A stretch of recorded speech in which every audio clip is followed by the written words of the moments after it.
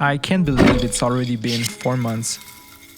Honestly, at the start of all this, my plan was to take the month off just to sort things out, and I would start applying after that, and hopefully I could find some things in maybe weeks. But 4 months, this is wild. It's funny, it's like my fourth update now, and every time I made one, I was convinced it would be the last. Every time I was like deep into a interview process with the company and it was going good. But every time I'd get to the final stage, 3, 4, even 5 interviews in, and I'd wait a couple of weeks with no news, and then bam. Fuck. They would tell me that they decided to go with another candidate. It's exhausting, and this time around I don't even have a solid lead, which is pretty discouraging, honestly. I joked in my first video telling that if this dragged for long enough, we might make a series out of it, and here we are, Netflix mini docuseries length.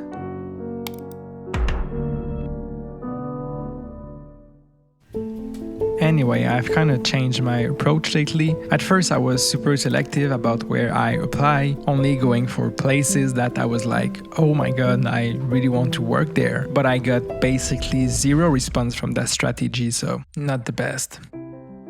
So I lowered the bar a bit and I started to apply to more similar jobs that I've done in the past.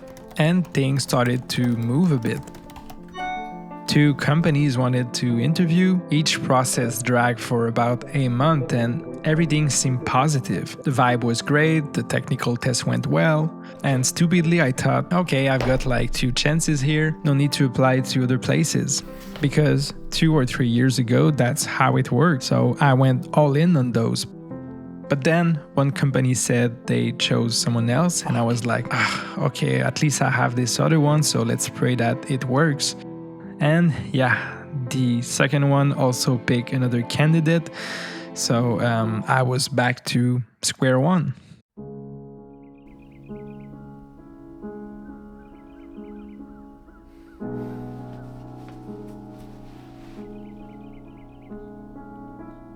Since then, I dropped my standard again and I basically started applying everywhere, and I mean like every open roles for a developer. C#, Java, Node.js, Angular, React, you name it. I don't even take the time to read the full description anymore. I just look at what they want, and if there's the slightest match, I apply. Speaking of applying for jobs, I guess that if you've been asked recently to write a cover letter, you've probably used ChatGPT or another AI to help you out. But with so many LLMs out there, each one with their own subscription, it can be overwhelming to choose the right one. And that's where the sponsor of today's video, Abacus AI, comes in. With their product, Chat LLM Teams, you get access to all the top models in one place. We're talking about O3 Mini High, O1 with Reasoning, DeepSeek, GPT-4.1, Gemini 2.5 Pro, Claude Sonnet 3.7, Grok 3, and a ton of open source models. Not sure which one to use? Route LLM will automatically pick the best model for your prompt. And it doesn't stop to text. Chat LLM Teams also support AI image and video generation with tools like Ideogram, Recraft, Flux, Dolly, Helio, Kling, Luma, Runaway, and 1.2.1. Want to make your AI sound more like a human? There's this feature called Humanize that basically makes it easy to bypass AI detectors. You can also generate documents like PDF, PowerPoint slides, and Word docs right inside the platform. If you're a developer, check out Code LLM, a VS Code-based editor with AI-powered coding and chat built in. And if you want an AI that just do it all, meet Deep Agent. It can build full website, apps, research paper. The sky is the limit, basically. And all of this is for just $10 a month, way cheaper than subscribing to each model separately. Click the link in the description below if you want to know more about Chat LLM Teams. And now, back to the video. And it seems like things are starting to move a bit now. Nothing concrete, but I had 2 interviews in the last week with 2 different companies, and I've got 2 more lined up for the next week, so 4 chances right now technically. That's not so bad. The tricky part of this strategy, though, is when they ask, why do you want to work at our company? What made you apply? Because if I'm being honest, the answer is because you are looking for someone who can code, and I'm looking to get paid to code. I mean, obviously, I just can't say that for obvious reason. I try to find something in their mission that spark a genuine interest in me, and I go with this. But the fact that I'm looking at this after applying is kind of silly, you know?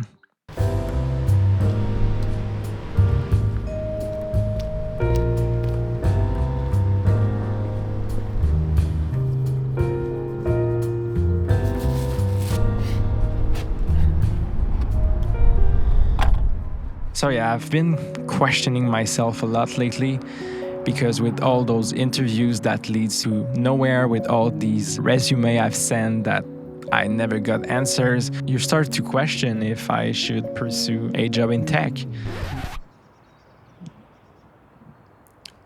Because, yeah.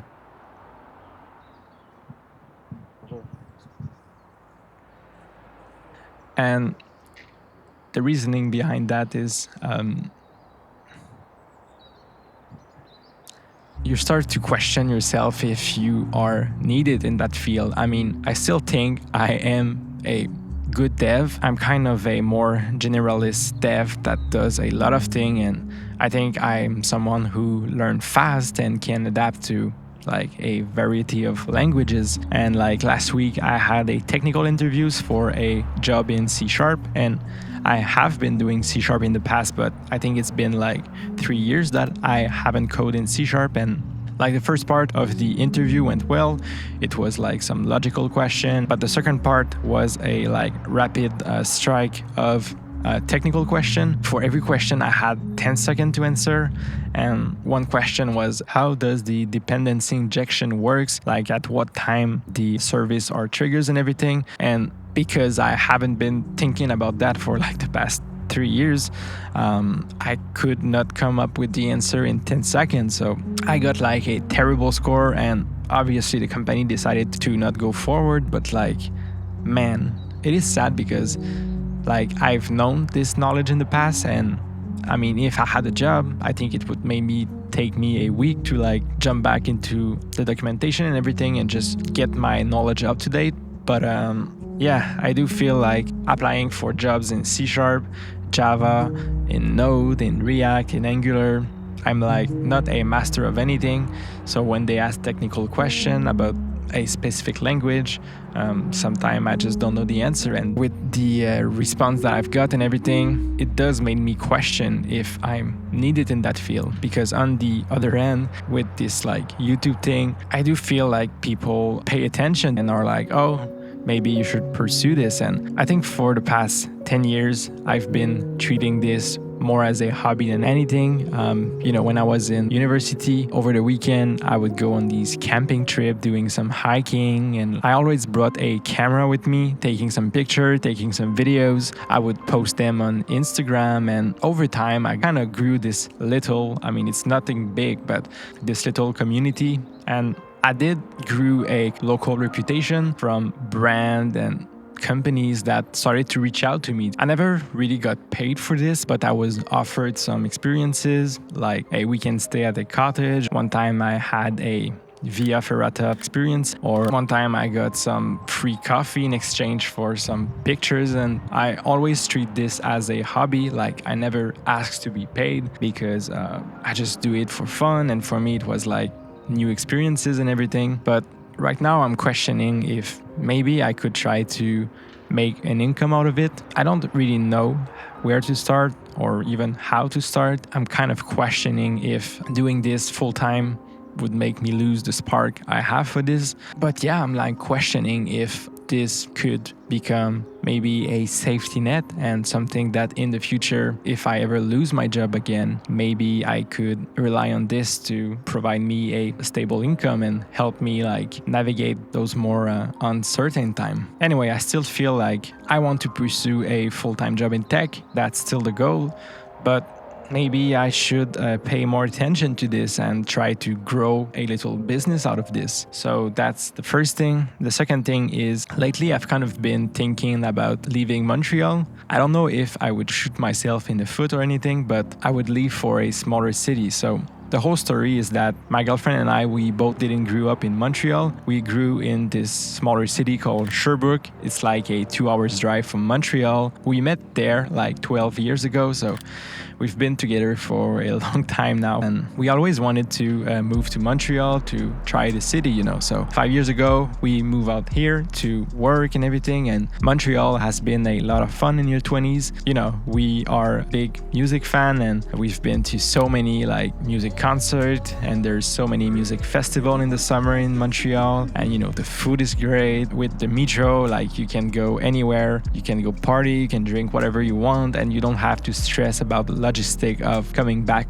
to sleep at your place. So this is great when you're in your 20s, but we always knew that the city wasn't meant for us forever. And we kind of feel that we've grown to this place where maybe we want to move to a more stable place, maybe buy a house, because in Montreal there is no way we could one day afford to buy a house, and both of our family are still in Sherbrooke. And I mean, most of our friends are also still there. So for the past few years, we always said like, not right now. We're going to stay in Montreal for a few years and one day we're going to move back. But lately we've been thinking that maybe this could be the best time to move. And just for fun, lately we started looking at homes and we stumbled upon this like perfect home for us. I mean, it was this nice blue home with like 4 beds, and there was this nice backyard with trees. The house was on a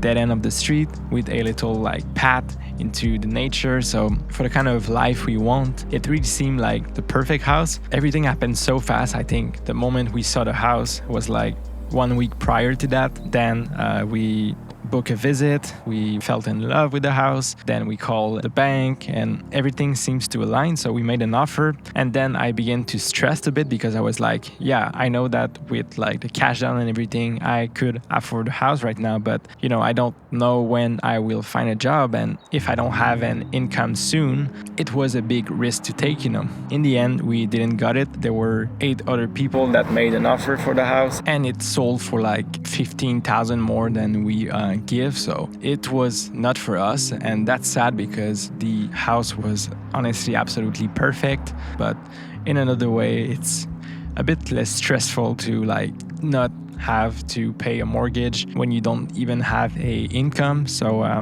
that did made us question a lot if maybe we were ready to come back in Sherbrooke. And there's kind of 3 scenarios right now that I see could work. The best one would be that I find a fully remote job so I can start working in Montreal, and then when we're ready to move out in Sherbrooke, we can do that no problem. The second one would be that I find a job in Sherbrooke, so that would mean we will have to find an apartment and move there as soon as possible so that I can start my job as soon as possible. And the third scenarios would be that I find a job in Montreal and that we stay here a couple more years. So, I mean, all of this is like going on in my head right now, and I do have trouble to sleep at night, but I think the job that I will find will probably define what I'm gonna do. So, yeah, lots of things going to my mind right now.